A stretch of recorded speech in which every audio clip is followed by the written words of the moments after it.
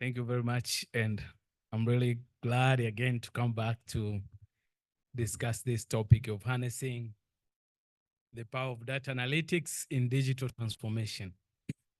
We have heard a lot about data, but now I'm going to talk about power of data analytics and also digital transformation.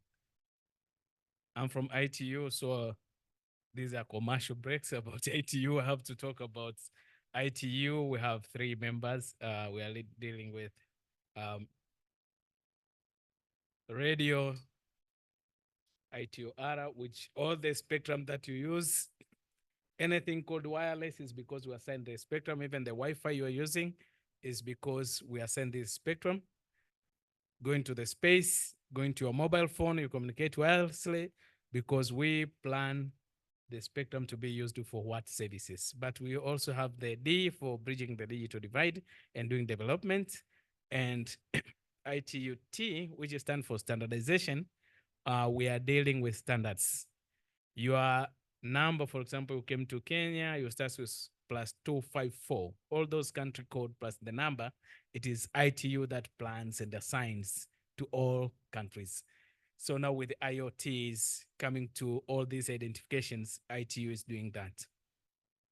And our priority for these years is actually it's called Kigali Action Plan. We had a meeting in Kigali and we come with this priority. First is affordable connectivity. Why affordable connectivity? We believe that the stats shows that uh, affordability should measure it by using less than 2% of your income for connectivity. But that is not still the case in Africa. The second is digital transformation, which I'm going to talk about it. Enabling policy and regulatory environment is critical for development and ensuring connectivity.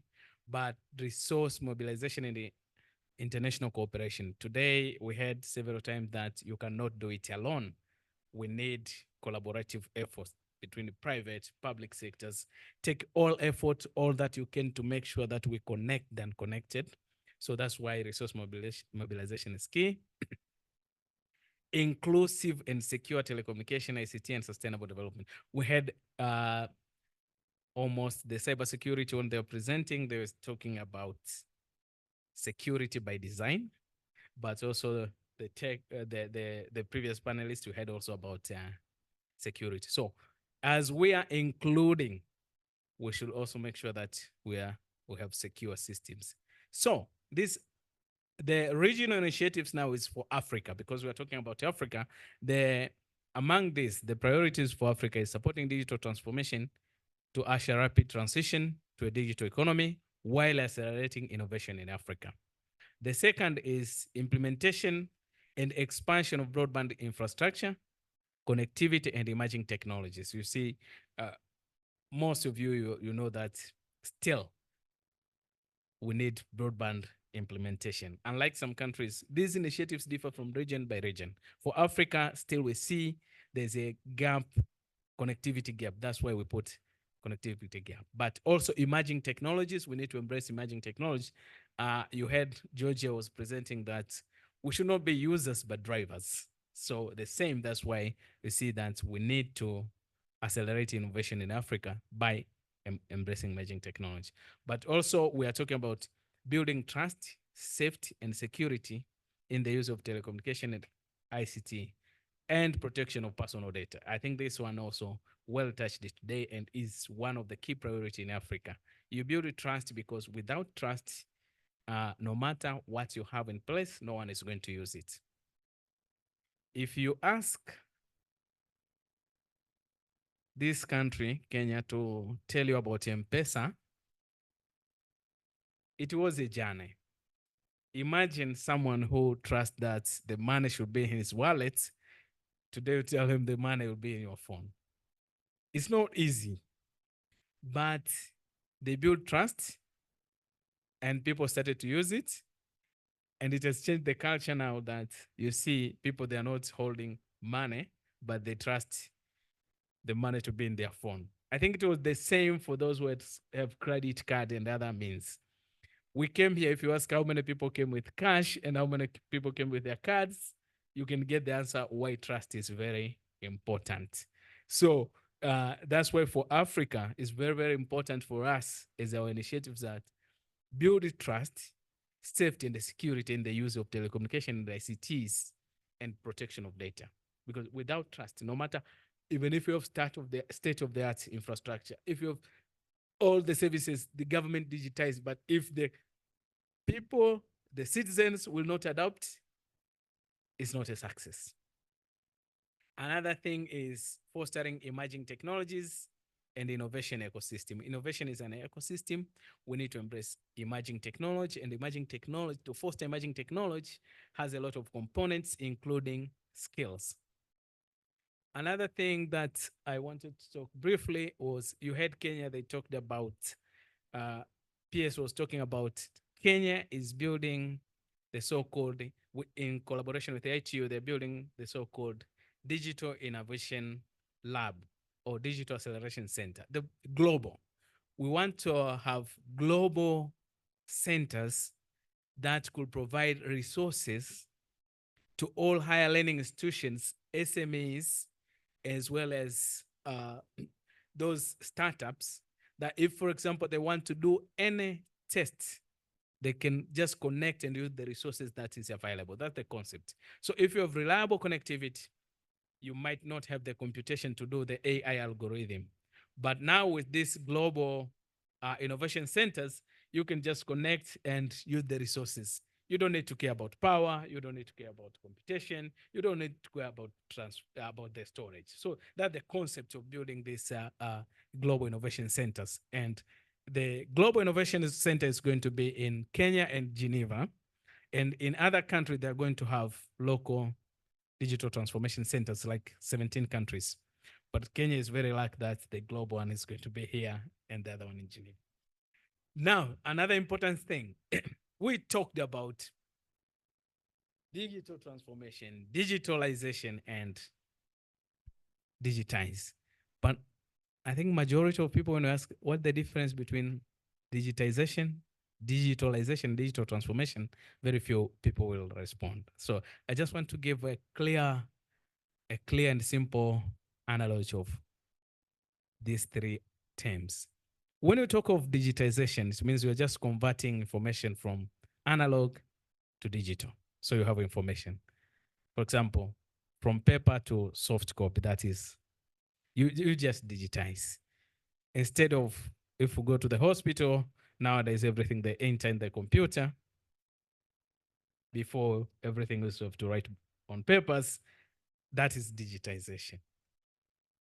When we come to digitalization, then there's strategy, process, technology, and people. And then you execute the plan. That's when we see the systems. But digital transformation, it involves also the culture. Apart from this, the cultural and mindset change. Because you may have this one, but the mindset should be correct. The culture should embrace digital. That is what I was talking about. Why someone could trust the system and change the culture of working with his money, but putting the money in a phone. That's the culture. I can give a simple example.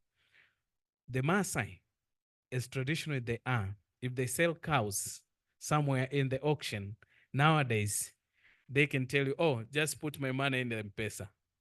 You can imagine Maasai. It means just give me the money in the M-Pesa and then I give you my cow. That means the culture has changed.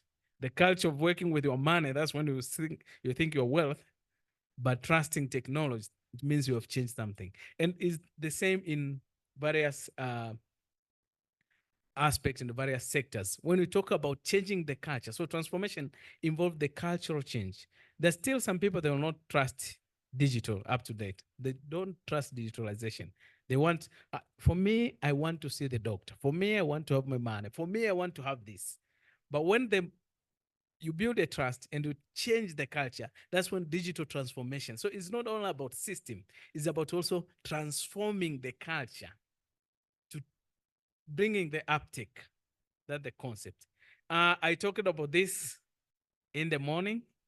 It's very, very important that for digital to succeed, you have to have these pillars. Maybe I'll insist on one pillar, the content and application.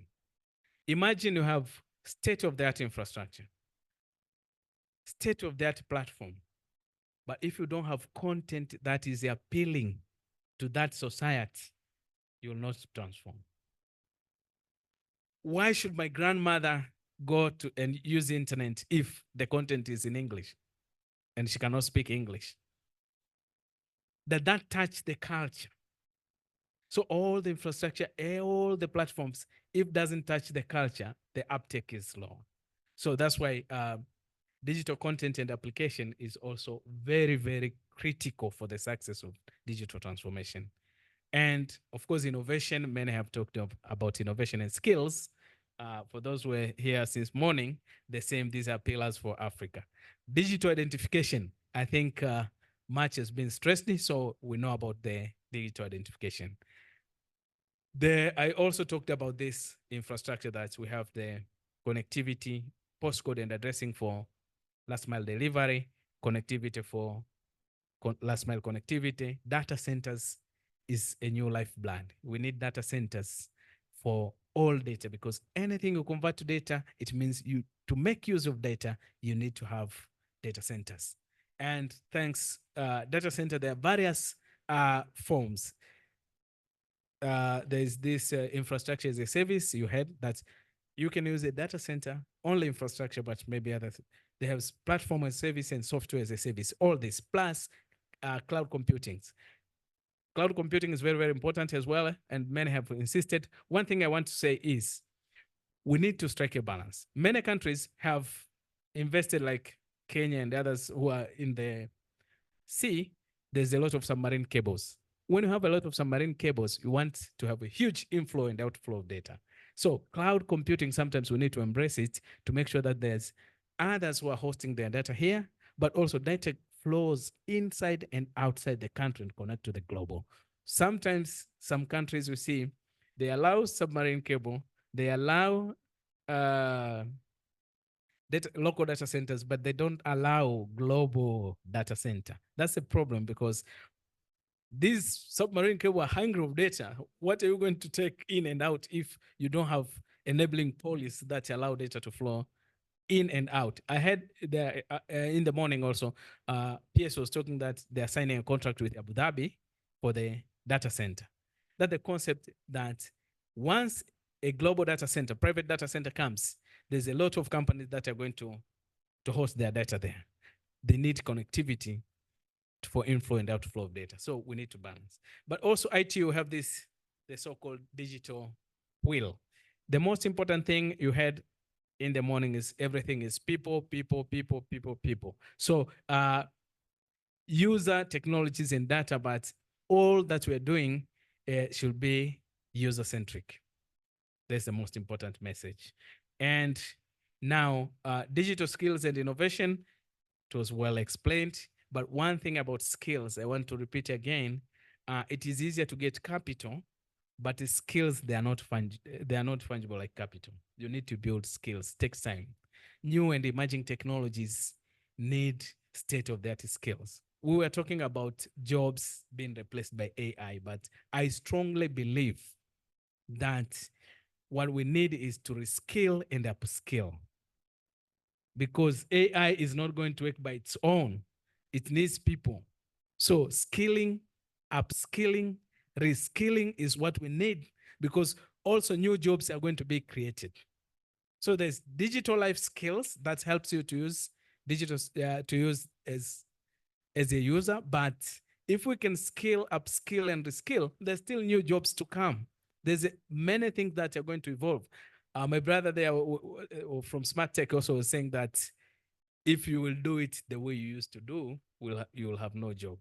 But AI, there's someone who is creating the codes. When we talk of deep learning, machine learning, all these driverless cars, even the hardware that we say is computational intensive, so the hardware is evolving. These are people who are doing these things. So what we need is to skill, upskill, and reskill. Yeah. So digital content, I talked about it. Now, here's the emerging technologies. All these technologies, they need people. We have metaverse, Internet of Things, digital suite, blockchain, augmented reality, digital financing, artificial intelligence. Maybe, for example, if in digital twin, I should give an example on digital twin and then I conclude because of time. Imagine I come to Aga Khan University, I'm driving. I want to park my car. How do you identify that there's an empty park? Easily. Digital twin is a digital representation of a physical object in a digital form. So a good example, a simple example I can give of a digital twin, I can map all the parkings in this area in an application on my phone. So as I come in a certain parking, a complex or somewhere, I can see exactly which parking is empty so I can drive to that place. Need a lot of computation, to need a lot of updates, to need a reliable connectivity. But that's a very simple use case of digital twin. Imagine there's thousands and thousands of cars and then you're arriving. You don't need to drive one lane after another finding a parking, but you can use just digital twin technology to see, oh, there's a car moving out, so I can go there and park my car. So that's one of the use cases. But there are many cases that you can use digital twin technology. In the interest of time, I think I should end here. But data, as I said, is a new oil. It's valuable, but we need to refine it. And also, we need open data. Let me conclude by open data. We need open data. We need our startups, researchers to have access to data. So we need to anonymize data, but make them available for researchers, startups to use them to come up with innovative solutions. I was sharing with my brother, one time I was doing big data analytics.